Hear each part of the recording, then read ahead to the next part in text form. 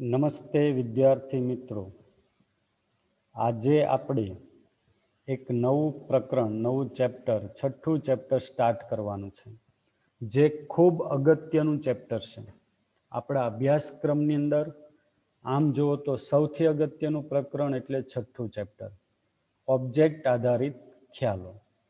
Text બુકના વાક્ય દરેક વાક્ય સમજવા બહુ જરૂરી છે.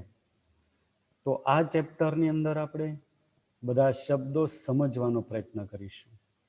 કંઈ ગોખવાનું નથી, માત્ર સમજવાનું છે.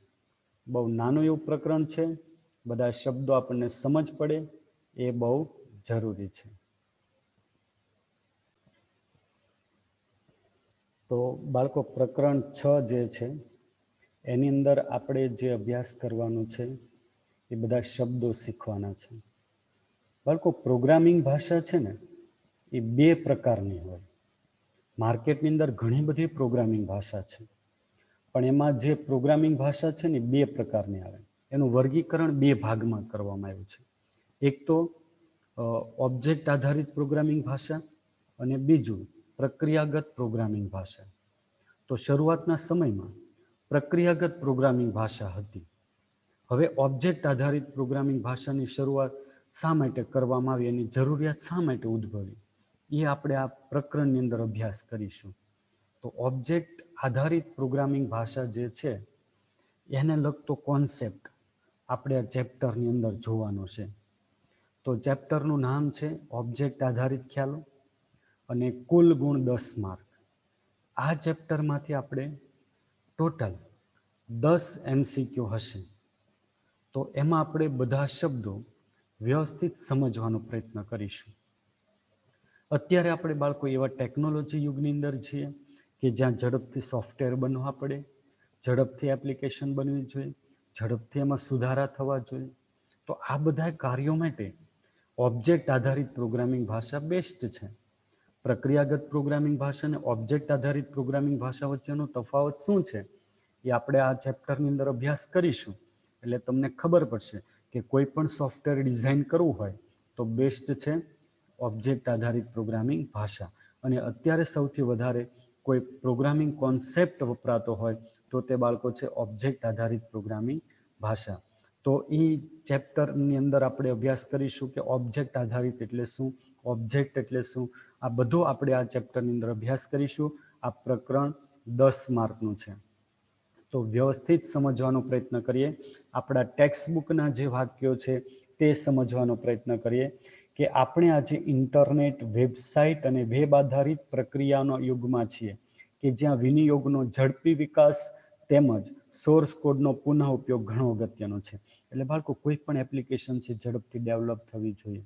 અને ડેવલપ તો થાય પણ એનો પુનઃ ઉપયોગ, સોર્સ કોડ જે છે એનો પુનઃ ઉપયોગ પણ ઘણો અગત્યનો છે. તો એ બધું પોસિબલ કોની અંદર થાય તો કે ઓબ્જેક્ટ આધારિત પ્રોગ્રામિંગ ભાષાની અંદર થાય. તો ઓબ્જેક્ટ આધારિત એટલે આપણે જે ટેક્સ્ટ બુકના વાક્યો છે ને તે અત્યારે આપણે સમજવાનો પ્રયત્ન કરીએ છીએ. તો કે સોફ્ટવેર સિસ્ટમનું વિશ્લેષણ કરવું હોય, ડિઝાઇન કરવી હોય કે એના અમલીકરણમાં ઓબ્જેક્ટ આધારિત પદ્ધતિ કે ક્રિયા નોંધપાત્ર ભૂમિકા ભજવે છે. એટલે કે તમારે કોઈ સોફ્ટવેર હોય, સોફ્ટવેર ડિઝાઇન કરો છો, એનું વિશ્લેષણ કરો છો, એનું અમલીકરણ કરવાનું હોય ત્યારે તમને કોણ સૌથી વધારે ઉપયોગી થશે તો કે ઓબ્જેક્ટ આધારિત પ્રોગ્રામિંગ ભાષા.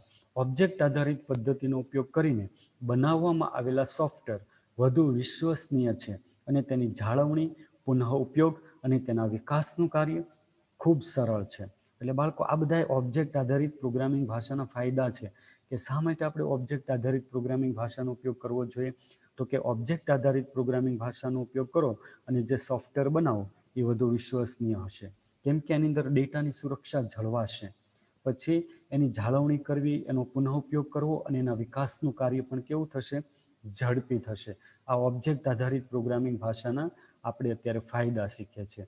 પછી આ પ્રકરણમાં ઓબ્જેક્ટ આધારિત ખ્યાલોની સામાન્ય સમજ આપેલી છે. બાળકો, ઓબ્જેક્ટ આધારિત પ્રોગ્રામિંગની સામાન્ય સમજ એટલે કે થિયરિકલ કોન્સેપ્ટ આપ્યો છે. જાવા પ્રોગ્રામિંગ ભાષાનો ઉપયોગ કરીને આ ખ્યાલોનું અમલીકરણ હવે પછીના પ્રકરણમાં આવરી લેવામાં આવેલું છે. એટલે બાળકો, એનો અર્થ એવો થયો કે હવે પછીના જે પ્રકરણ આપણે શીખવાના છે એની અંદર આ જાવા પ્રોગ્રામિંગ ભાષાનો આપણે ઉપયોગ કરી અને ઓબ્જેક્ટ આધારિત પ્રોગ્રામિંગ ભાષાનું અમલીકરણ કરતા શીખીશું. એટલે કે ઓબ્જેક્ટ આધારિત પ્રોગ્રામિંગ ભાષા જે છે એનું ઇમ્પ્લિમેન્ટેશન આપણે જાવા લેંગ્વેજમાં કરીશું. એટલે જાવા લેંગ્વેજ એક ઓબ્જેક્ટ આધારિત પ્રોગ્રામિંગ ભાષા છે.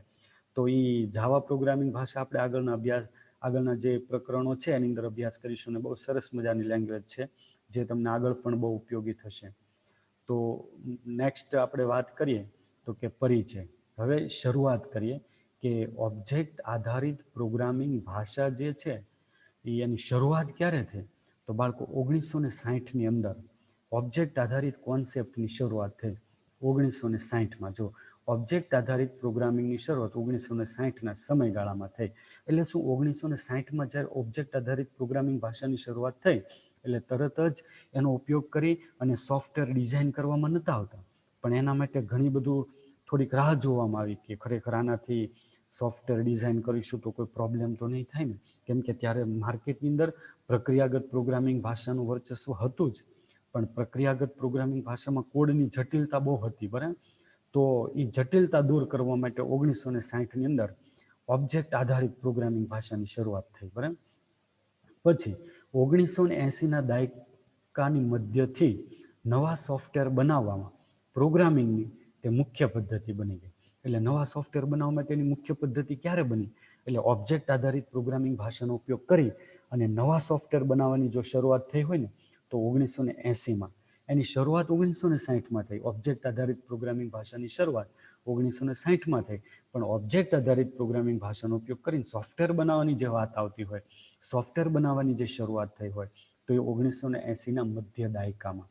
પછી આપણે વાત કરીએ તો આની જરૂર શા માટે પડી? બરાબર, તો એક પેરેગ્રાફ એવો લખ્યો છે કે સોફ્ટવેર સિસ્ટમના અતિ ઝડપથી વધતા કદ અને જટિલતાનું નિયંત્રણ કરવા માટે તેમજ મોટી અને જટિલ સિસ્ટમને સમય સાથે સુધારવાના કાર્યને સરળ બનાવવાના એક માર્ગ તરીકે આ પદ્ધતિ વિકસાવવામાં આવી. એટલે કે ઓબ્જેક્ટ આધારિત પ્રોગ્રામિંગ ભાષાની શરૂઆત કરવાનું મુખ્ય કારણ શું એમ? તો બાળકો પ્રક્રિયાગત પ્રોગ્રામિંગ ભાષા છે એમાં કોડની જટિલતા હતી. એટલે કોડની જટિલતા એટલે કે સામાન્ય કાર્ય કરવું હોય તો એમાં ઘણો બધો કોડ લખવો પડતો, જ્યારે ઓબ્જેક્ટ આધારિત પ્રોગ્રામિંગ ભાષામાં કોડની જટિલતા ઓછી કરવામાં આવે, એટલે કોડ એમાં ઓછો કરવામાં આવ્યો. અને બીજું કે પ્રક્રિયાગત પ્રોગ્રામિંગ ભાષાની અંદર છે ને જ્યારે તમે કોઈ સોફ્ટવેર બનાવો ને તો એમાં સુધારાનું જે કાર્ય છે ને એ બહુ કંટાળાજનક હતું. કેમ કે બાળકો એમાં ખબર જ નથી પડતી કે આપણે સુધારો ક્યાં કરવો, કેમ કે કોડ જ એટલો જટિલ હતો. તો પ્રક્રિયાગત પ્રોગ્રામિંગ ભાષામાં સુધારાનું કાર્ય ઘાસના ઢગલામાંથી સોય શોધવા બરાબર હતું. એટલે કે ઘાસનો ઢગલો એમાં સોય શોધવી પોસિબલ નથી, અથવા પોસિબલ તો છે પણ એમાં ઘણો બધો ટાઈમ લાગતો હતો. તો એમ બાળકો એ ઝડપથી સુધારાનું કાર્ય કરવા માટે, કોડનો પુનઃ ઉપયોગ કરવા માટે, કોડની જટિલતા દૂર કરવા માટે ઓબ્જેક્ટ આધારિત પ્રોગ્રામિંગ ભાષાની શરૂઆત થઈ. ક્યારે શરૂઆત થઈ? 1960માં. અને મુખ્ય પદ્ધતિ ક્યારે બની? 1980ના મધ્ય દાયકામાં. હવે કેટલીક પ્રચલિત પ્રોગ્રામિંગ ભાષાઓ છે. બરાબર, પ્રચલિત એટલે કે બહુ પોપ્યુલર પ્રોગ્રામિંગ ભાષા જેવી કે C++, જે સી લેંગ્વેજ પછીની C++ આવશે. પછી આવશે જાવા, જે આપણે અભ્યાસ કરીશું 7મા ચેપ્ટરથી. પછી એક આવશે C#. પણ એક સરસ મજાની ભાષા છે. પછી VB.NET, ASP.NET અને PHP. આ બધી જે ભાષાઓ છે ને બાળકો એ ઓબ્જેક્ટ આધારિત ખ્યાલને સપોર્ટ કરે છે.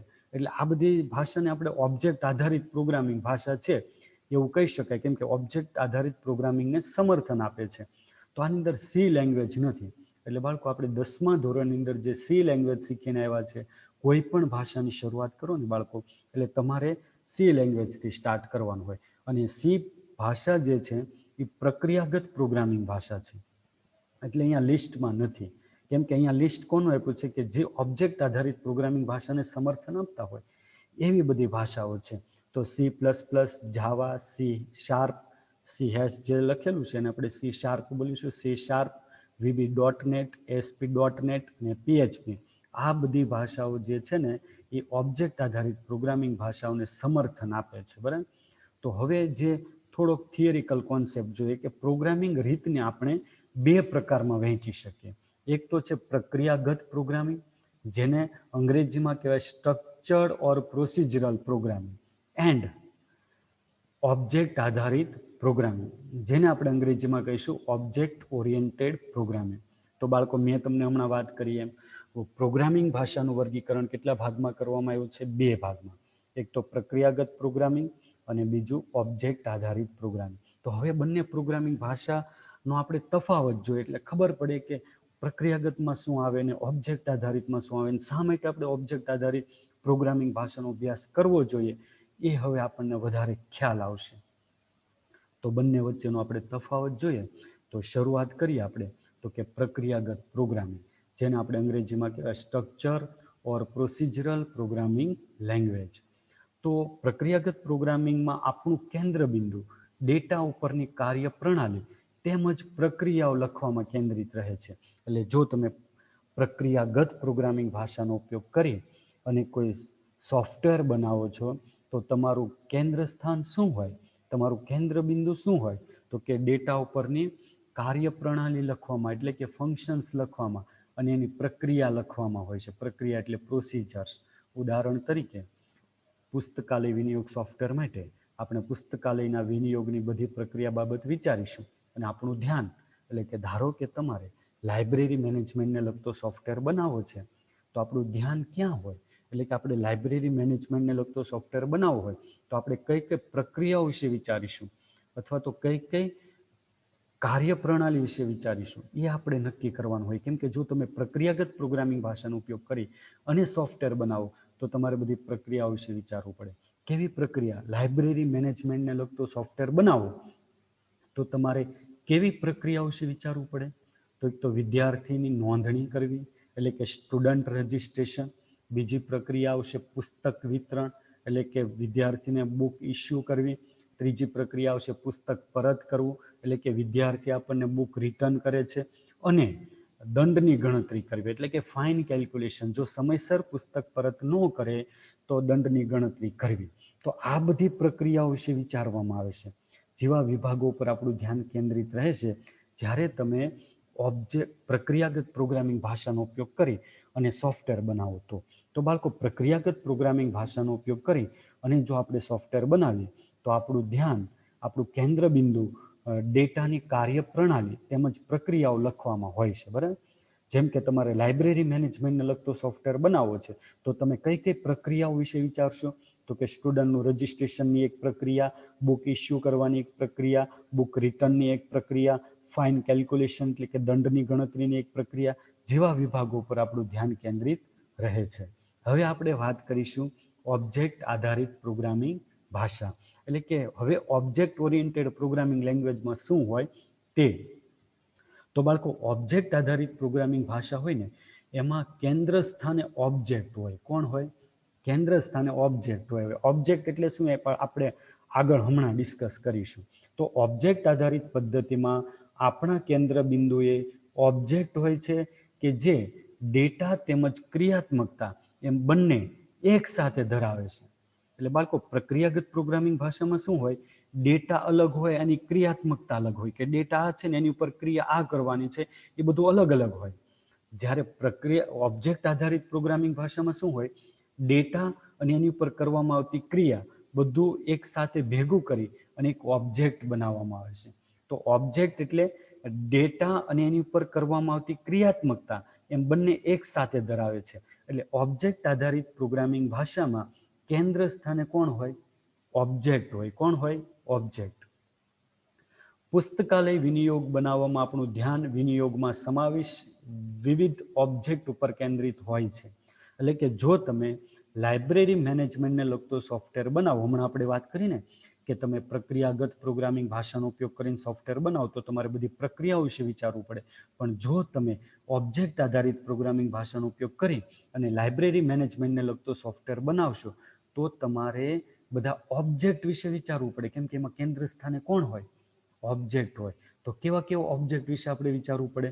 તો કે વિદ્યાર્થી એટલે કે સ્ટુડન્ટ, બીજો ઓબ્જેક્ટ પુસ્તક એટલે કે બુક, અને ગ્રંથપાલ એટલે કે લાઇબ્રેરિયન જેવા ઓબ્જેક્ટ વિશે આપણે વિચારી શકીએ. અને પાછું એ પણ વિચારવું પડે કે એક ઓબ્જેક્ટ બીજા ઓબ્જેક્ટ સાથે કઈ રીતે સંકળાયેલા છે. એટલે ધારો કે વિદ્યાર્થી બુક પરત કરે છે, બરાબર? તો બુક અને સ્ટુડન્ટ એ એકબીજા સાથે સંકળાયેલા હોય. બુક ઇસ્યુ કરવી અને બુક રિટર્ન કરવી, તો એક ઓબ્જેક્ટ બીજા ઓબ્જેક્ટ સાથે કઈ રીતે સંકળાયેલા હોય એ પણ આપણે આની અંદર વિચારવાનું હોય છે. તો આવા ઓબ્જેક્ટ એકબીજા સાથે કઈ રીતે સંકળાયેલા છે તે બાબત પણ વિચારવું જોઈએ. જેમ કે વિદ્યાર્થી પુસ્તકાલયમાં પુસ્તક પરત કરે છે, તો ઓબ્જેક્ટ આધારિત પ્રોગ્રામિંગ ભાષામાં કેન્દ્ર સ્થાને ઓબ્જેક્ટ હોય અને પ્રક્રિયાગત પ્રોગ્રામિંગ ભાષામાં કેન્દ્ર બિંદુ પર ડેટા પર કરવામાં આવતી કાર્ય પ્રણાલી તેમજ પ્રક્રિયાઓ પર ધ્યાન કેન્દ્રિત કરવામાં આવતું હોય છે. જ્યારે ઓબ્જેક્ટ આધારિત પ્રોગ્રામિંગ ભાષામાં આપણું ધ્યાન ક્યાં કેન્દ્રિત થયેલું હોય? વિવિધ ઓબ્જેક્ટ પર. તો હવે થોડોક જે કોન્સેપ્ટ છે તેના વિશે આપણે સમજવાનો પ્રયત્ન કરીએ બાળકો. તો કે ઓબ્જેક્ટ આધારિત પ્રોગ્રામિંગ ભાષાઓની તાકાત પ્રોગ્રામરને વિભાગીય પુનઃ ઉપયોગમાં લઈ શકાય તેમજ તે પ્રોગ્રામનો વિકાસ કરી શકાય તે પ્રકારનો પ્રોગ્રામનો કોડ લખવાનું સામર્થ્ય પૂરું પાડે છે. સામર્થ્ય છે ત્યાં સામર્થ્ય પૂરું પાડે છે.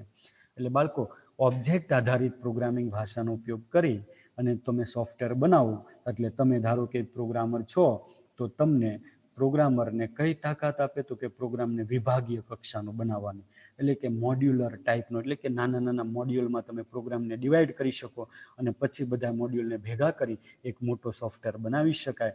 વિભાગીય કક્ષાનો પુનઃ ઉપયોગમાં લઈ શકાય, કોઈ પણ કોડ ગમે ત્યારે ઉપયોગમાં લઈને એમાં સુધારો કરી શકાય, તેમજ તે પ્રોગ્રામનો વિકાસ કરી શકાય, એટલે કે એક્ઝિક્યુટેબલ ફાઇલ બનાવી શકાય તે પ્રકારનો પ્રોગ્રામનો કોડ લખવાનું સામર્થ્ય પ્રોગ્રામરને પૂરું પાડે છે.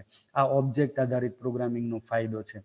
આ ક્ષમતાને કારણે પ્રોગ્રામર હયાત મોડ્યુલમાં ફેરફાર કરીને નવા પ્રોગ્રામની રચના કરી શકે. ઓબ્જેક્ટ આધારિત પ્રોગ્રામિંગ ભાષામાં આ ક્ષમતા છે, એટલે કોઈ પણ યુઝર જે છે, પ્રોગ્રામર જે છે, એ પ્રોગ્રામમાં શું કરી શકે? કોઈ પણ મોડ્યુલમાં સુધારો કરી શકે. સોફ્ટવેરના અન્ય ભાગના કોડમાં ખલેલ પહોંચાડ્યા વગર મોડ્યુલમાં ફેરફાર કરવા કે બદલવાની સમર્થતા વડે તે ભાષાઓને લવચિકતા બક્ષે છે. બાળકો, હવે હું તમને એક વાત કહું ને, તો ઓબ્જેક્ટ આધારિત પ્રોગ્રામિંગ ભાષા હોય ને એમાં સુધારાનું કાર્ય બહુ ઝડપી છે. મેઇન બેનિફિટ એ છે કે તમારે જ્યારે પણ સુધારો કરવો હોય તો ઝડપથી સુધારો થશે અને બીજા કોઈ પણ કોડને, કોઈ પણ મોડ્યુલને ખલેલ પહોંચાડ્યા વગર. એનું હું તમને હમણાં એક ઉદાહરણ આપીશ. હયાત કોડનો ફરી ઉપયોગ તેમજ હયાત કોડને સુધારીને ઉપયોગ કરીને સોફ્ટવેર બનાવવાની ઝડપ વધારી શકાય. એટલે ઓબ્જેક્ટ આધારિત પ્રોગ્રામિંગ ભાષા છે ને બાળકો, એમાં બહુ ઝડપથી સોફ્ટવેર બને, કેમ કે તમે કોડમાં સુધારો કરી શકો અને સુધારો કરેલા કોડને ફરીથી પાછો ઉપયોગમાં લઈ શકાય અને નવા સોફ્ટવેર તમે બનાવી શકો. તો બીજી એક વાત આપણે અહીંયા કરવાની છે હવે બાળકો, object oriented versus procedural programming language. અહીંયા તમે હવે જે ડાયાગ્રામ છે ને એ બાળકો જુઓ, object oriented versus procedural programming. તો બાળકો, આ બંને વચ્ચેનો તફાવત જુઓ તમે. અહીંયા આપણે 4 મોડ્યુલ બનાવ્યા. જો એક મોડ્યુલ કયું બનાવ્યું? એડ નામનું. બીજું મોડ્યુલ કયું બનાવ્યું? સબ એટલે સબટ્રેક્શન. ત્રીજું મોડ્યુલ કયું બનાવ્યું? મલ્ટિપ્લિકેશનનું, જે ગુણાકાર કરીને આપશે. અને ચોથું મોડ્યુલ કયું બનાવ્યું? ડિવિઝન, જે ભાગાકાર કરીને આપશે. એટલે તમે આ મોડ્યુલ જે છે ને એ અલગ અલગ વિભાગ છે. એટલે ધારો કે હું તમને એક સિમ્પલ ઉદાહરણ આપું કે આપણે 2 સંખ્યાનો સરવાળો, ગુણાકાર, બાદબાકી, ભાગાકાર કરવો છે, એનો આપણે પ્રોગ્રામ લખવો છે. તો જો તમે ઓબ્જેક્ટ આધારિત પ્રોગ્રામિંગ ભાષાનો ઉપયોગ કરીને સોફ્ટવેર બનાવો તો અલગ અલગ મોડ્યુલ બનાવી દો, બરાબર? કે એક એડિશનનું એક મોડ્યુલ, એક સબટ્રેક્શનનું એક મોડ્યુલ, એક મલ્ટિપ્લિકેશનનું, એક ડિવિઝનનું. આવા મોડ્યુલ આપણે બનાવ્યા. અને આ મોડ્યુલ બનાવવાથી ફાયદો શું થાય? ધારો કે આ પ્રોગ્રામમાં સરવાળો બરાબર નથી થતો, તો સરવાળો બરાબર ન થતો હોય તો આપણે ક્યાંય બધા મોડ્યુલમાં જવાની જરૂર નથી. સબટ્રેક્શન હોય, મલ્ટિપ્લિકેશન હોય, ડિવિઝનમાં નથી જવાની જરૂર. આપણે માત્ર ક્યાં જાઓ? એડ નામનું જે મોડ્યુલ છે એમાં જઈને સુધારો કરો. બીજા કોઈ પણ મોડ્યુલમાં સુધારો કરવાની જરૂર નહીં પડે, ગોતવાની જરૂર નહીં પડે અને બીજાને કાંઈ ખલેલ નહીં પહોંચે, કોઈ ડિસ્ટર્બ પણ નહીં થાય. હવે વાત કરીએ આપણે પ્રોસિજરલ પ્રોગ્રામની. અહીંયા બાજુમાં જે છે ને આ પ્રોસિજરલ પ્રોગ્રામિંગનો કોડ છે કે જેમાં 2 સંખ્યાનો સરવાળો, ગુણાકાર, બાદબાકી, ભાગાકાર બધું આવી ગયું અંદર. હવે આમાં સુધારો કરવો ક્યાં ખબર નહીં પડે. ધારો કે 2 સંખ્યાનો સરવાળો બરાબર નથી આવતો, તો આમાં ક્યાં સુધારો કરવો ને એ તમે પ્રોબ્લેમ થશે, ખબર જ નહીં પડે કે આમાં. કેમ કે આમાં ઘાસના ઢગલામાંથી સોય શોધવા બરાબર છે આની અંદર સુધારો કરવો એટલે આ પ્રોસિજરલ પ્રોગ્રામિંગ લેંગ્વેજ છે, પ્રક્રિયાગત પ્રોગ્રામિંગ ભાષા છે. એમાં સુધારાનું કાર્ય જટિલ છે બાળકો, અને કોડની જટિલતા જુઓ તમે. જ્યારે ઓબ્જેક્ટ આધારિત પ્રોગ્રામિંગ ભાષામાં આ કાર્ય કેવું થશે? સરળ અને ઝડપી થશે.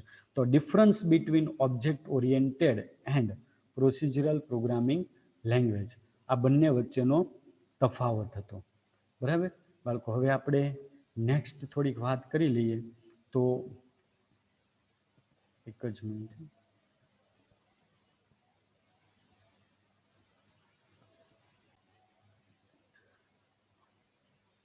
હવેનો જે ટોપિક આપણે શીખીશું બાળકો, બહુ જરૂરી ટોપિક છે, કે તેનું નામ છે ઓબ્જેક્ટ આધારિત ખ્યાલ. ઓબ્જેક્ટ આધારિત ખ્યાલ. હવે જે ઓબ્જેક્ટ આધારિત ખ્યાલ છે, આપણું જે ચેપ્ટર કન્ટિન્યુ ચાલે છે, એની અંદર અમુક શબ્દો પણ પાછા બહુ મહત્વના જે છે એ શબ્દ આપણે શીખી લઈએ. તો કે ઓબ્જેક્ટ આધારિત પ્રોગ્રામિંગ ભાષામાં ઓબ્જેક્ટ એ પાયાનો એકમ તરીકે વાપરે છે. તો ઓબ્જેક્ટ આધારિત પ્રોગ્રામિંગ ભાષામાં ઓબ્જેક્ટ એ પાયાનો એકમ કહેવાય, અને એક સરખા ઓબ્જેક્ટ ક્લાસના ખ્યાલ દ્વારા વર્ગીકરણ કરવામાં આવે છે. જો ઘણી વખત આપણે એનો અભ્યાસ કરીશું કે ઓબ્જેક્ટ આધારિત પ્રોગ્રામિંગ ભાષા હોય ને બાળકો, તેમાં ક્લાસના ખ્યાલને વ્યાખ્યાયિત કરવામાં આવે છે. ક્લાસ એટલે શું? તો એક સરખા ઓબ્જેક્ટ હોય, એના સમૂહને ક્લાસ કહેવાય. એના વિશે આપણે હમણાં ડિટેલમાં અભ્યાસ કરીશું. તો કમ્પ્યુટરની જે ભાષાઓ ઓબ્જેક્ટના, ત્યાં લખેલું છે ઓબ્જેક્ટના 4 ચોક્કસ ગુણધર્મો, જો જે ભાષા ઓબ્જેક્ટના 4 ચોક્કસ ગુણધર્મો કયા કયા? એબ્સ્ટ્રેક્શન, ઇન્કેપ્સ્યુલેશન્સ, પોલિમોર્ફિઝમ અને ઇનહેરિટન્સ, આ 4 ગુણધર્મો જે ભાષાની અંદર, જે પ્રોગ્રામિંગ ભાષાની અંદર ઓબ્જેક્ટના 4 ગુણધર્મો હોય, એને આપણે ઓબ્જેક્ટ આધારિત પ્રોગ્રામિંગ ભાષા કહીશું. તો બાળકો, ઓબ્જેક્ટ આધારિત પ્રોગ્રામિંગ ભાષા કોને કહેવાય? તો ઓબ્જેક્ટના કેટલા ગુણધર્મ ધરાવતી હોય? 4. કયા 4 ગુણધર્મ? એબ્સ્ટ્રેક્શન, ઇનકેપ્સ્યુલેશન્સ, પોલિમોર્ફિઝમ અને ઇનહેરિટન્સ. હવે તમને આ બધા જે ગુણધર્મો છે ને, એના વિશે હમણાં ખબર નહીં પડે. એના વિશે આપણે નેક્સ્ટ લેક્ચરમાં અભ્યાસ કરીશું, આ 4 ગુણધર્મો વિશે. પણ આ 4 ગુણધર્મ ધરાવતી હોય એવી કોઈ પણ ભાષાને ઓબ્જેક્ટ આધારિત પ્રોગ્રામિંગ ભાષા કહેવાય. ઓકે, તો હવે આપણે નેક્સ્ટ જે ટોપિક શીખવાનું છે બાળકો, બહુ અગત્યનો ટોપિક, અને તે એટલે ઓબ્જેક્ટ. ઓબ્જેક્ટ કોને કહેવાય? તો હું તમને પહેલાં થોડીક થિયરી સમજાવી દઉં, પછી ડિટેલમાં આના વિશે આપણે અભ્યાસ કરીએ. પછી ટેક્સ્ટ બુકના જે વાક્યો છે તે પણ સમજવાનો પ્રયત્ન કરીએ. તો વાસ્તવિક દુનિયા જેનાથી બનેલી છે તે દરેક વસ્તુને ઓબ્જેક્ટ કહેવાય. અને બાળકો, ઓબ્જેક્ટ પાછા 2 પ્રકારના હોય. એક તો ભૌતિક ઓબ્જેક્ટ અને બીજા અમૂર્ત ઓબ્જેક્ટ. એવા ઓબ્જેક્ટ કે જેને તમે જોઈ શકો, સ્પર્શ કરી શકો, એને ભૌતિક ઓબ્જેક્ટ કહેવાય. અને એવા ઓબ્જેક્ટ કે જેને તમે જોઈ નથી શકતા કે સ્પર્શ નથી કરી શકતા, એને આપણે અમૂર્ત ઓબ્જેક્ટ એટલે કે એબ્સ્ટ્રેક્ટ ઓબ્જેક્ટ કહીશું. તો વ્યક્તિ હોય, કાર હોય કે કોફીનો પ્યાલો હોય, એ કેવો ઓબ્જેક્ટ છે? તો કે ભૌતિક ઓબ્જેક્ટ. પછી તારીખ અને સમય પણ એક ઓબ્જેક્ટ છે, એ પણ કેવો ઓબ્જેક્ટ કહેવાય? તો કે અમૂર્ત ઓબ્જેક્ટ અથવા એબ્સ્ટ્રેક્ટ ઓબ્જેક્ટ. હવે ટેક્સ્ટ બુકના વાક્ય વાંચીએ તો એમાં લખ્યું છે, વાસ્તવિક વિશ્વમાં ઓબ્જેક્ટ એ આ દુનિયા જે વસ્તુઓ વડે બનેલી છે તે વસ્તુ છે. ધારો કે ક્લાસની અંદર બેન્ચીસ દેખાતી હોય, અહીંયા તમને મોનિટર દેખાય છે, ટેબલ દેખાય છે, સીપીયુ દેખાય છે, ચેર દેખાય, તો આ બધાને શું કહેવાય? ઓબ્જેક્ટ કહેવાય. વાસ્તવિક દુનિયા જેનાથી બનેલી છે તે દરેક વસ્તુને ઓબ્જેક્ટ કહેવાય. કેટલીક વસ્તુઓ જેવી કે વ્યક્તિ હોય, કાર હોય કે કોફીનો પ્યાલા જેવા કોઈ ભૌતિક સ્વરૂપમાં હયાતી ધરાવે, એટલે આ બધા ઓબ્જેક્ટને ફિઝિકલ ઓબ્જેક્ટ કહેવાય. બાળકો, આ બુક છે, ધારો કે અહીંયા બુક છે, આ બુક, તો આ કેવો ઓબ્જેક્ટ છે? તો કે ફિઝિકલ ઓબ્જેક્ટ, કે જેને તમે સ્પર્શ કરી શકો છો. બરાબર. પછી બીજી વાત કરીએ તો અન્ય વસ્તુઓ અમૂર્ત સ્વરૂપે હોઈ શકે, જેને સ્પર્શ ન કરી શકાય અથવા જોઈ ન શકાય. ઉદાહરણ તરીકે તારીખ અને સમય જેવા ખ્યાલો. તો બાળકો, ઓબ્જેક્ટ કોને કહેવાય? ખબર પડી? આ વાસ્તવિક દુનિયા જેનાથી બનેલી છે તે દરેક વસ્તુને ઓબ્જેક્ટ કહેવાય. અને ઓબ્જેક્ટનું વર્ગીકરણ કેટલા ભાગમાં કરવામાં આવ્યું? 2. એક તો ભૌતિક ઓબ્જેક્ટ અને બીજા અમૂર્ત ઓબ્જેક્ટ. ભૌતિક એટલે ફિઝિકલ ઓબ્જેક્ટ અને અમૂર્ત એટલે એબ્સ્ટ્રેક્ટ ઓબ્જેક્ટ. તારીખ અને સમય એ કોના ઉદાહરણ છે? તો કે એબ્સ્ટ્રેક્ટ ઓબ્જેક્ટના.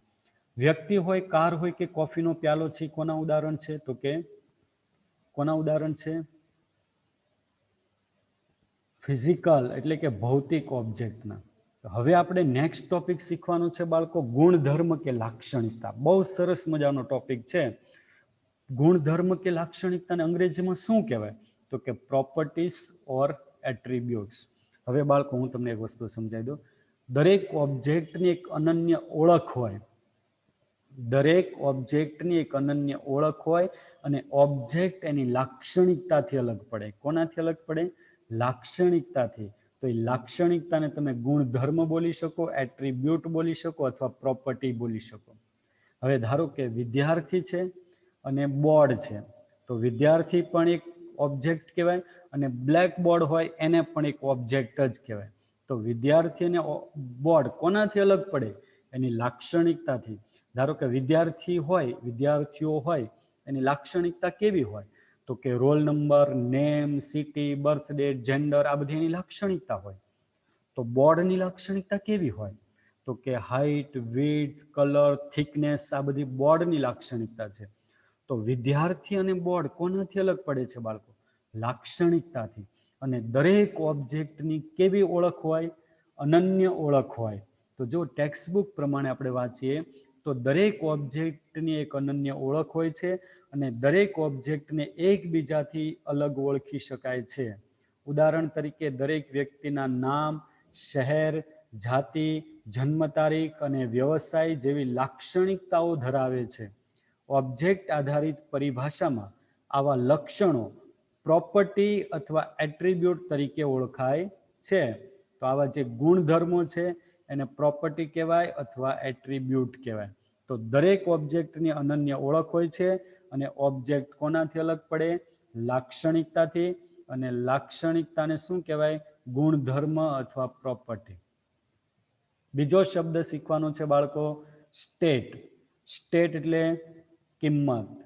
હવે હું તમને એમ કહું કે ક્લાસની અંદર જેટલા વિદ્યાર્થીઓ બેઠા હોય બધા વિદ્યાર્થીઓની લાક્ષણિકતા કેવી હોય? સમાન હોય. એવો કોઈ વિદ્યાર્થી હોય કે જેની રોલ નંબર લાક્ષણિકતા ન હોય? એવો કોઈ વિદ્યાર્થી છે જેને નેમ લાક્ષણિકતા ન હોય? એવો કોઈ વિદ્યાર્થી છે જેને સિટી લાક્ષણિકતા ન હોય? એવો કોઈ વિદ્યાર્થી છે જેને જેન્ડર લાક્ષણિકતા ન હોય? હોય જ. આ બધી લાક્ષણિકતા હોવાની જ. તો એક સમાન લાક્ષણિકતા ધરાવતા ઓબ્જેક્ટના સમૂહને શું કહેવાય? ક્લાસ કહેવાય. તો ક્લાસની અંદર આવેલ ઓબ્જેક્ટની લાક્ષણિકતા સમાન હોય. તો બાળકો મેં તમને હમણાં કીધું કે દરેક ઓબ્જેક્ટની એક અનન્ય ઓળખ હોય અને ઓબ્જેક્ટ કોનાથી અલગ પડે? લાક્ષણિકતાથી. ઓબ્જેક્ટ અલગ કોનાથી પડે? લાક્ષણિકતાથી અલગ પડે બાળકો. અને અહીંયા આપણે વાત કરી ક્લાસની અંદર જેટલા ઓબ્જેક્ટ હોય બધાની લાક્ષણિકતા સમાન છે. તો ત્યાં એ ઓબ્જેક્ટ કોનાથી અલગ પડશે? તો કે લાક્ષણિકતાની કિંમતથી અલગ પડે. તો લાક્ષણિકતાની કિંમતને સ્ટેટ કહેવાય. ક્લાસમાં બધા જ વિદ્યાર્થીને રોલ નંબર લાક્ષણિકતા હોય પણ લાક્ષણિકતાની કિંમત કેવી હોય? જુદી જુદી હોય. ક્લાસમાં એક વિદ્યાર્થીનો રોલ નંબર 1 છે તો બીજા વિદ્યાર્થીનો રોલ નંબર 1 નહીં હોય. કેમ કે રોલ નંબર બધાને કેવા આપેલા હોય? યુનિક આપેલા હોય, અજોડ આપેલા હોય. તો ત્યાં વિદ્યાર્થીઓ કોનાથી અલગ પડે? લાક્ષણિકતાની કિંમતથી. બાળકો હું એક શબ્દ બોલું, ધ્યાનથી સાંભળજો અને એમાં તમે સમજશો સ્ટેટ કોને કહેવાય. નેમ બરાબર એબીસી. નેમ બરાબર એબીસી. તો નામ એ શું છે? લાક્ષણિક. અને એબીસી એ શું કહેવાય? એની કિંમત કહેવાય. તો જ્યારે સમાન લાક્ષણિકતા ધરાવતા ઓબ્જેક્ટ હોય તો એ કોનાથી અલગ પડશે? સ્ટેટથી. સ્ટેટ એટલે લાક્ષણિકતાની કિંમત. તો અહીંયા ટેક્સ્ટ બુકનું આપણે વાંચી લઈએ થોડુંક. એક વ્યક્તિને બીજી વ્યક્તિથી અલગ પાડવા માટે આપણે તેની લાક્ષણિકતાની કિંમતનો ઉપયોગ કરીએ છીએ. એટલે બે વ્યક્તિ છે, લાક્ષણિકતા તો સમાન છે પણ એને અલગ પાડવા માટે આપણે એની લાક્ષણિકતાની કિંમતનો ઉપયોગ કરીશું. જેમ કે રામ અને શ્યામ નામના બે અલગ અલગ વ્યક્તિઓની ઓળખ આપે છે. પણ જ્યારે બે વ્યક્તિઓના નામ એક જ હોય ત્યારે જન્મ તારીખ જેવી અન્ય લાક્ષણિકતાની મદદથી આપણે તેમને અલગ પાડી શકીએ. આ રીતે ઓબ્જેક્ટને ઓળખવા માટે આ લાક્ષણિકતાની કિંમત વાપરીએ છીએ તે એટલે કે આ લાક્ષણિકતાની કિંમતને શું કહેવાય? સ્ટેટ તરીકે ઓળખવામાં આવે છે. તો બાળકો સ્ટેટ સમજ પડી ગઈ. સ્ટેટ એટલે શું? તો કે લાક્ષણિકતાની કિંમત. નેક્સ્ટ બહુ અગત્યનો ટોપિક શીખવાનો છે બિહેવિયર.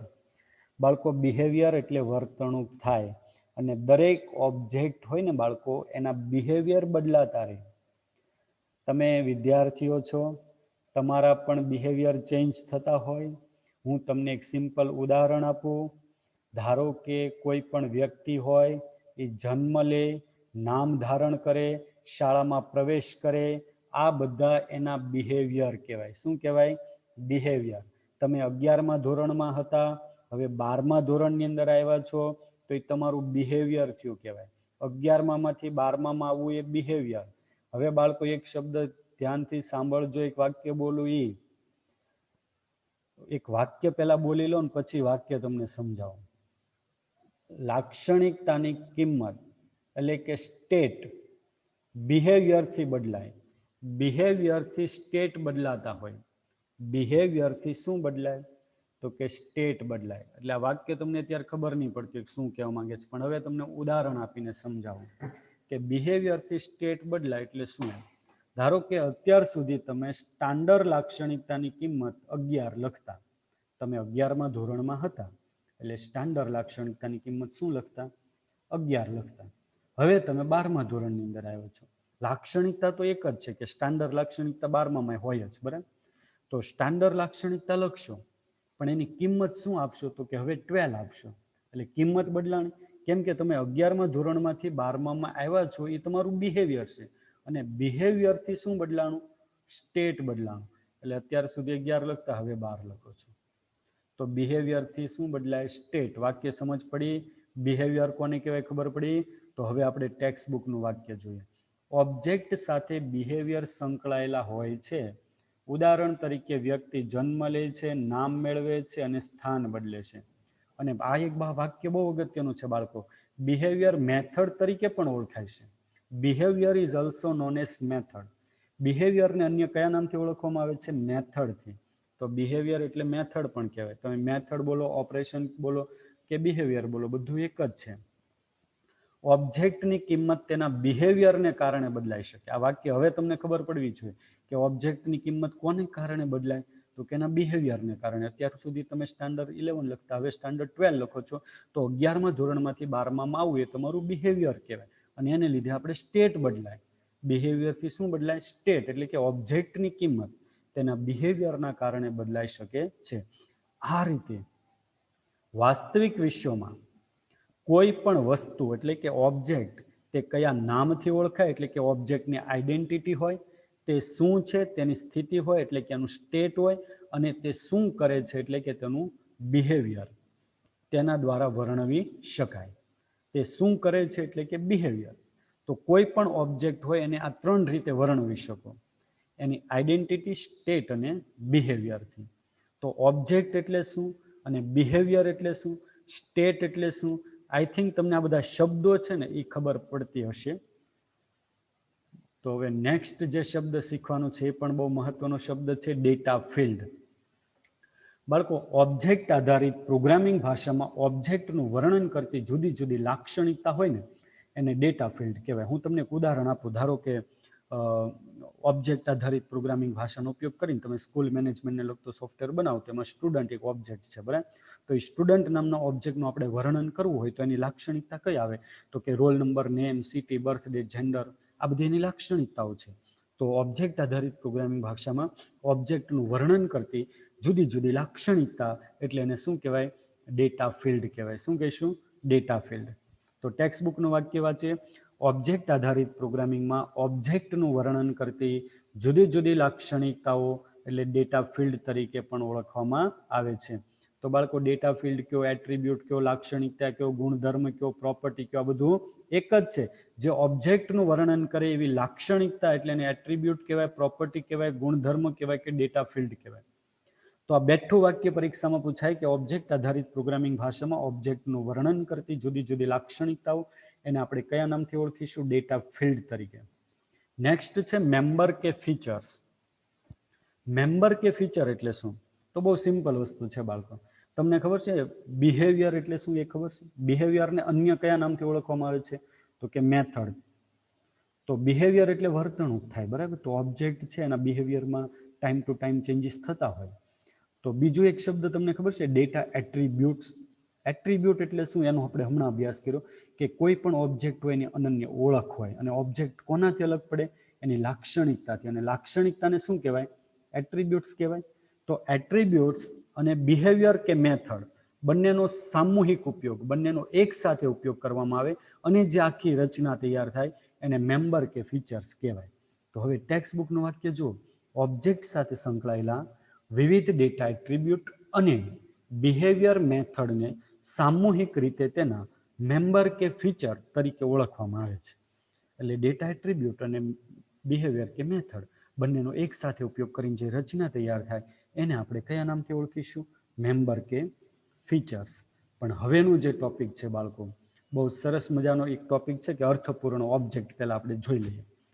કોઈ પણ સોફ્ટવેર ડિઝાઇન કરો ત્યારે તમારે જે ઓબ્જેક્ટ બનાવવાના હોય એ અર્થપૂર્ણ હોવા જોઈએ. અર્થપૂર્ણ એટલે મિનિંગફુલ હોવા જોઈએ બાળકો. ધારો કે તમે સ્કૂલ મેનેજમેન્ટને લગતો સોફ્ટવેર બનાવો છો ઓબ્જેક્ટ આધારિત પ્રોગ્રામિંગ ભાષાનો ઉપયોગ કરીને, તો એમાં તમારે જે ઓબ્જેક્ટ બનાવવાના હોય ને, સ્ટુડન્ટ હોય, ટીચર હોય, ટાઈમ ટેબલ હોય, પછી રિઝલ્ટ હોય, એટેન્ડન્સ હોય, આવા બધા ઓબ્જેક્ટ વિશે તમે વિચારી શકો અને આવા ઓબ્જેક્ટ તમે બનાવો. પણ એમાં પ્રોડક્ટ, કસ્ટમર, સપ્લાયર આવા ઓબ્જેક્ટ ન બનાવવાના હોય. કેમ કે આવા ઓબ્જેક્ટ તમે દુકાન લઈને બેઠો હોય, દુકાનનો સોફ્ટવેર બનાવવું હોય તો પ્રોડક્ટ, સપ્લાયર અને કસ્ટમર આવા ઓબ્જેક્ટ આવે, સ્કૂલ મેનેજમેન્ટમાં ન આવે. એમ ઓબ્જેક્ટ છે ને અર્થપૂર્ણ હોવા જોઈએ. તો ટેક્સ્ટ બુકનું વાક્ય એવું લખ્યું છે કે જ્યારે આપણે કોઈ સોફ્ટવેર વિનિયોગની રચના કરીએ છીએ ત્યારે આપણે જે ઓબ્જેક્ટ પસંદ કરીએ તે વિનિયોગ માટે અર્થપૂર્ણ હોવા જોઈએ. ઉદાહરણ તરીકે રેલવે આરક્ષણ વિનિયોગ માટે રેલવે ટ્રેન, પ્રવાસી, ટિકિટ અને સ્ટેશન જેવા ઓબ્જેક્ટ યોગ્ય છે. પણ કાર હોય, કમ્પ્યુટર હોય કે ઘડિયાળ હોય, આવા ઓબ્જેક્ટ વિનિયોગ માટે કેવા છે? તો કે અસંગત છે. તો અર્થપૂર્ણ ઓબ્જેક્ટ ખબર પડવી જોઈએ. અને હવે જે ટોપિક આપણો છે, ખૂબ સરસ મજાનો ટોપિક અને બહુ ઉપયોગી ટોપિક બાળકો, તે છે ક્લાસ. ક્લાસ કોને કહેવાય? હું તમને થોડીક માહિતી આપી દઉં. આગળ મેં તમને કીધું જ છે, આપણે જે ક્લાસની અંદર ભણીએ છીએ એને ક્લાસ કેમ કહેવાય? કેમ કે એની અંદર જેટલા સ્ટુડન્ટ હોય એ બધા ઓબ્જેક્ટ છે અને બધા ઓબ્જેક્ટની લાક્ષણિકતા કેવી છે? સમાન. તો એક સમાન લાક્ષણિકતા ધરાવતા ઓબ્જેક્ટનો સમૂહ, ઓબ્જેક્ટનું ગ્રુપ, ઓબ્જેક્ટની બ્લુપ્રિન્ટ, ઓબ્જેક્ટનું ટેમ્પલેટ, એને શું કહેવાય? ક્લાસ કહેવાય. ક્લાસ એટલે ઓબ્જેક્ટનું ગ્રુપ બાળકો, ઓબ્જેક્ટનું જૂથ જે એક સમાન લાક્ષણિકતા અને બિહેવિયર ધરાવતા હોય. એમની લાક્ષણિકતા સમાન હોય, બિહેવિયર સમાન હોય. 11મા ધોરણમાં ભણતા બધા વિદ્યાર્થીઓની લાક્ષણિકતા સમાન હશે અને બિહેવિયર સમાન હશે. 11મામાંથી 12મામાં બધા આવવાવાળા હશે જ. તો લાક્ષણિકતા અને બિહેવિયર સમાન હોય એવા ઓબ્જેક્ટના સમૂહને શું કહેવાય? ક્લાસ. તો બાળકો, ક્લાસની અંદર આવેલો ઓબ્જેક્ટ માત્ર ને માત્ર કોનાથી અલગ પડે? સ્ટેટથી. સ્ટેટ એટલે લાક્ષણિકતાની કિંમતથી અલગ પડે. તો હવે ટેક્સ્ટ બુકના વાક્યો થોડાક વાંચીએ અને સમજીએ. કેટલાક ઓબ્જેક્ટ એક સરખી લાક્ષણિકતા અને બિહેવિયર ધરાવતા હોય છે, પણ ફક્ત તેના સ્ટેટથી એકબીજાથી જુદા પડે છે. એટલે લાક્ષણિકતા સમાન હોય પણ કોનાથી અલગ પડતા હોય? સ્ટેટથી. સ્ટેટ એટલે લાક્ષણિકતાની કિંમતથી. ઓબ્જેક્ટ આધારિત પદ્ધતિ ક્લાસના ખ્યાલનો ઉપયોગ કરે છે. બાળકો, ઓબ્જેક્ટ આધારિત પ્રોગ્રામિંગ ભાષા હોય ને કોઈ પણ, એમાં આપણે અલગ અલગ ક્લાસ બનાવવાના આવશે. એટલે 7મા ચેપ્ટરથી તમે જ્યારે પ્રેક્ટિકલ કોન્સેપ્ટ અને પ્રેક્ટિકલ કરશો અને પ્રેક્ટિકલ શીખશો ને ત્યારે તમારે બધા ક્લાસ જ બનાવવાના આવશે. કેમ કે જાવા લેંગ્વેજ છે ઓબ્જેક્ટ આધારિત પ્રોગ્રામિંગ ભાષા છે, એટલે મિનિમમ એમાં એક ક્લાસ બનાવવાનો હોય. તો અહીંયા જે વાક્ય લખ્યું ને કે ઓબ્જેક્ટ આધારિત પદ્ધતિ ક્લાસના ખ્યાલનો ઉપયોગ કરે છે, જે ફક્ત તેના એટ્રીબ્યુટની કિંમતોથી જ અલગ હોય તેવા અમૂર્ત સમકક્ષ ઓબ્જેક્ટને અભિવ્યક્ત કરવા સમર્થ બનાવે છે. તો એવા ઓબ્જેક્ટ કે જે લાક્ષણિકતાની કિંમતથી અલગ પડે એવા ક્લાસના, એવા ઓબ્જેક્ટના સમૂહને આપણે શું કહીશું? ક્લાસ કહીશું. હવે ક્લાસની અંદર હજુ પણ થોડીક વધારે માહિતી આપણે લઈએ તો કે ક્લાસને અનેક જુદા જુદા ઓબ્જેક્ટને એક બ્લુ પ્રિન્ટ એટલે કે એનો નકશો તરીકે આપણે ગણી શકીએ. તો ક્લાસ એ જુદા જુદા ઓબ્જેક્ટને એક બ્લુ પ્રિન્ટ કહેવાય. ક્લાસ એ સમાન લક્ષણો ધરાવતું બહુવિધ ઓબ્જેક્ટનું એક ટેમ્પલેટ છે. બહુવિધ ઓબ્જેક્ટ, એક સમાન લક્ષણો ધરાવતું બહુવિધ ઓબ્જેક્ટનું એક ટેમ્પલેટ, એટલે ક્લાસની અંદર ઘણા બધા ઓબ્જેક્ટ હોય, ઘણા બધા એટલે કે બહુવિધ ઓબ્જેક્ટ હોય, પણ લક્ષણો બધાના કેવા હોય? સમાન હોય. એવું ટેમ્પલેટ એટલે એને ક્લાસ કહેવાય. તે એક સમાન એટ્રીબ્યુટ અને બિહેવિયર ધરાવતા વિવિધ ઓબ્જેક્ટનું એક જૂથ છે. બાળકો, ક્લાસ એ શું છે? તો કે એક સમાન એટ્રીબ્યુટ અને બિહેવિયર ધરાવતા વિવિધ ઓબ્જેક્ટનું એક જૂથ છે. પછી એક જ ક્લાસના જુદા જુદા ઓબ્જેક્ટનો સિમેન્ટિક હેતુ એક સરખો હોય છે. બાળકો, આ છેલ્લું વાક્ય બહુ અગત્યનું છે.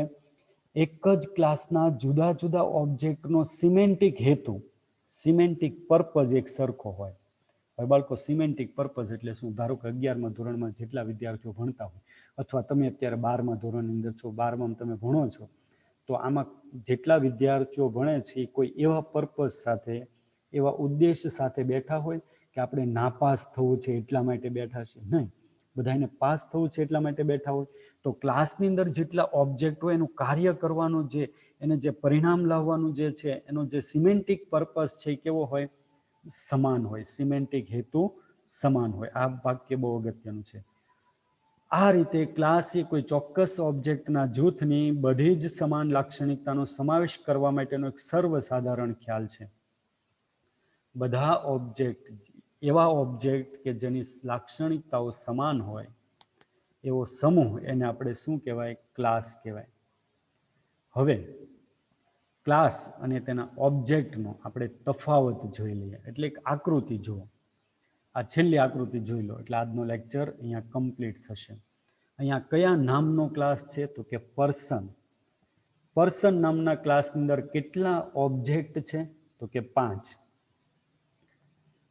5 ઓબ્જેક્ટ કયા કયા છે? તો કે દરેક વ્યક્તિના નામ અલગ અલગ છે. એક શ્યામ છે, એક અભય છે, એક બીના છે, મીરા છે, ડાયના કે ડાના છે, એવું છે કંઈક, બરાબર? બહુ વિચિત્ર નામ છે. તો આ બધા વ્યક્તિઓ છે બાળકો, એને ઓબ્જેક્ટ કહેવાય. શું કહેવાય? ઓબ્જેક્ટ. તો બધાની લાક્ષણિકતા સમાન છે. પર્સન ક્લાસમાં જો કઈ કઈ લાક્ષણિકતા આવશે? Name, city, gender, birth date અને પ્રોફેશન. લાક્ષણિકતા બધાની સમાન છે, પણ આ ઓબ્જેક્ટ કોનાથી અલગ પડે છે? લાક્ષણિકતાની કિંમતથી. જો એકનું નામ મીરા, એકનું નામ બીના, એકનું નામ અભય, નામ બધાના અલગ અલગ છે. એટલે બધાની લાક્ષણિકતા સેમ છે, પણ લાક્ષણિકતાની કિંમત અલગ અલગ હોય છે. એટલે આને શું કહેવાય? ક્લાસ કહેવાય. તો એક સમાન લાક્ષણિકતા ધરાવતા ઓબ્જેક્ટના સમૂહને આપણે શું કહીશું? ક્લાસ કહીશું. તો બાળકો, આ આપણા ચેપ્ટર 6નો એક લેક્ચર આપણે અહીંયા પૂર્ણ કર્યો. નેક્સ્ટ લેક્ચરમાં આપણે આ ચેપ્ટર પૂર્ણ કરીશું. પણ કોઈ પણ પ્રોગ્રામિંગ ભાષા હોય એને ઓબ્જેક્ટ આધારિત પ્રોગ્રામિંગ ભાષા ક્યારે કહેવાય? તો એ ઓબ્જેક્ટના કેટલા ગુણધર્મ ધરાવતી હોય? 4. એબ્સ્ટ્રેક્શન, ઇનકેપ્સ્યુલેશન્સ, પોલિમોર્ફિઝમ અને ઇનહેરિટન્સ. આ 4 ગુણધર્મ ધરાવતી કોઈ પણ પ્રોગ્રામિંગ ભાષા હોય તો એને આપણે ઓબ્જેક્ટ આધારિત પ્રોગ્રામિંગ ભાષા કહીશું. તો આવતા લેક્ચરમાં આપણે આ 4 ગુણધર્મનો અભ્યાસ કરીશું. એટલે તમને ખબર પડશે કે ખરેખર ઓબ્જેક્ટ આધારિત પ્રોગ્રામિંગ ભાષા એટલે શું. Okay, thank you.